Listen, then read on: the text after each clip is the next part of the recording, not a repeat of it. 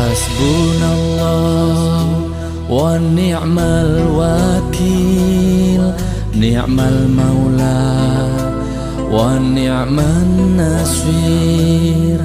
Hasbunallah wa ni'mal wakil, ni'mal maula wa ni'man nasir. Assalamualaikum warahmatullahi wabarakatuh. Kembali lagi di Bloko Suto Channel. Sidang Gus Nur dan Bambang Tri di Solo pembuka tabir bukti nyata kepalsuan ijazahnya Jokowi. Allah Subhanahu wa taala berfirman, "Wahai orang-orang yang beriman, jadilah kamu penegak keadilan, menjadi saksi karena Allah, walaupun terhadap dirimu sendiri atau terhadap ibu, bapak, dan kaum kerabatmu. Jika dia yang terdakwa kaya ataupun miskin, maka Allah lebih tahu kemaslahatan atau kebaikannya. Maka janganlah kamu mengikuti hawa nafsu karena ingin menyimpang dari kebenaran. Dan jika kamu memutarbalikkan fakta atau kata-kata atau enggan menjadi saksi, maka ketahuilah Allah Maha mengetahui terhadap segala apa yang kamu kerjakan." Dikutip dari Al-Quran Ya Karim, surat An-Nisa ayat 135. Meskipun demikian, hal ini membuat orang-orang, masyarakat, dan khalayak umum untuk mengetahui dengan hati nuraninya bahwa ada kejanggalan hukum, ada kezoliman yang telah ditimpakan kepada Gus Nur dan Bambang Tri dengan cara yang struktural dan masif.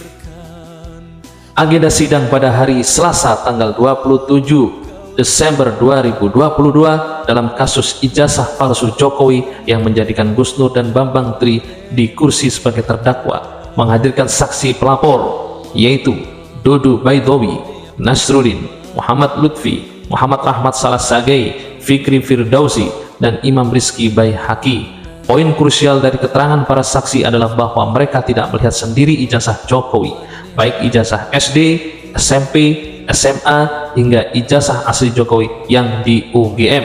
Mereka tidak mengetahuinya ternyata. Mereka meyakini ijazah Jokowi asli hanya berdasarkan asumsi. Mereka berasumsi Jokowi lolos menjadi wali kota Solo, gubernur DKI, hingga presiden 2 periode. Kalau ijazahnya palsu, mustahil Jokowi bisa lolos dalam pendaftaran di KPU. Hal ini secara teknis hukum acara pidana tidak dibenarkan berasumsi, karena itu anggapan bukan fakta. Jadi sesungguhnya tidak bisa bersaksi, mereka tidak bisa melihat, tidak mendengar, tidak mengetahui, dan tidak mengalami sendiri sesuai ketentuan untuk jadi saksi atau fakta bukan ahli.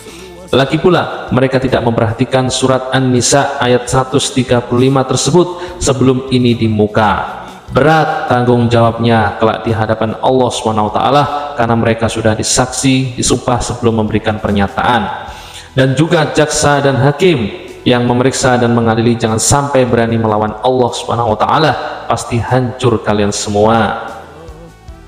Dalam persidangan ini Ahmad Kozinuddin sebagai lawyer juga sudah menggugurkan keyakinan mereka tentang ijazah Jokowi asli dengan kasus JR Saragih Bupati Simalungun. Walau sudah lolos di KPUD dan menjadi Bupati Simalungun, JR Saragih akhirnya gagal ikut Pilgub Sumatera Utara karena kedapatan ijazahnya palsu. Itulah salah satu contoh bahwa belum tentu verifikasi dari KPU itu bisa mengesahkan atau mengetahui ijazah itu legal. Dalam kasus ijazah Jokowi, lolosnya Jokowi menjadi wali kota Solo hingga presiden 2 periode tidak dapat dijadikan dasar keyakinan ijazah Jokowi asli, karena bisa saja kepalsuan ijazah Jokowi belum terdeteksi oleh KPU saat verifikasi sebelumnya. Sama persis dengan kasus ijazah palsu Bupati Simalungun JR Saragih yang baru terdeteksi saat maju Pilgub Sumatera Utara. Itulah teman-teman, bahwasana Anda bisa melihat secara jejak digital maupun dengan akal yang sehat. Dasar yang paling sahih untuk meyakini ijazah Jokowi asli adalah Jokowi atau menugaskan orang membawa ijazahnya ke pengadilan dan mempersilahkan semua pihak untuk melihat dan mengecek langsung keaslian ijazah Jokowi, tentu disertai audit forensiknya dari pihak kepolisian dan kemudian oleh jaksa dibawa ke pengadilan. Momentum inilah yang sangat ditunggu oleh tim advokasi dan seluruh rakyat Indonesia, karena bukan hanya Gus Nur dan Bambang Tri yang berkepentingan memastikan ijazah presiden asli, melainkan juga seluruh rakyat Indonesia. Lebih-lebihnya Gus Nur sebenarnya adalah membuka tirai pintu tabu hal-hal ijazah palsu Jokowi tersebut. Maka dari itu Gus Nur dizolimi dan belum terbukti beliau ditangkap. Sayangnya dari 6 saksi yang dihadirkan jaksa, tak ada satupun saksi yang melihat langsung ijazah Jokowi dan menghadirkan ijazah tersebut di pengadilan. Semua saksi memberikan keterangannya hanya berdasarkan asumsi. Sampai detik ini jaksa tidak dapat membuktikan ijazah Jokowi asli, sehingga dakwaan jaksa kepada Gus Nur dan Bambang Tri soal yang mengedarkan kabar bohong tidak dapat dibuktikan. Dengan demikian ijazah Jokowi dapat dipastikan ijazah palsu. Ini adalah salah satu strategi kami kenapa dahulu mencabut gugatan perdata ijazah palsu di Pengadilan Negeri Jakarta Pusat. Kami ingin berkonsentrasi di peradilan pidana dan membalikkan beban pembuktian soal keaslian ijazah Jokowi kepada polisi dan jaksa. Saat jaksa gagal menghadirkan Jokowi dan ijazahnya asli, maka kesimpulannya tidak ada kebohongan, tidak ada kabar bohong dalam membahala ijazah palsu Jokowi, dan segenap rakyat Indonesia dapat meyakini bahwa ijazah yang dimiliki Jokowi benar-benar palsu. Perhatikan surat Ali Imran ayat 61, tinggal kita saksikan laknat Allah SWT menimpa yang berdusta.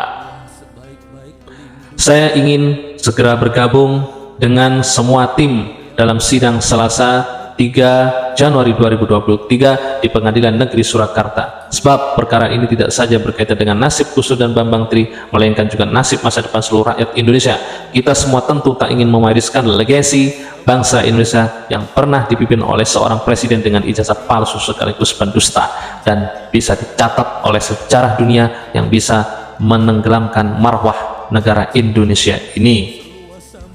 Demikianlah, semoga channel ini bermanfaat dan membuka pikiran Anda untuk menjadi jernih dan menjadi segoro yang sangat luas dan tidak menjadi londo ireng, penjilat maupun haus kekuasaan yang tidak positif. Wabillahi taufiq wal hidayah. Wassalamualaikum warahmatullahi wabarakatuh. Penulis Egi Sujana, lawyer Gus Nur dan Bambang Tri.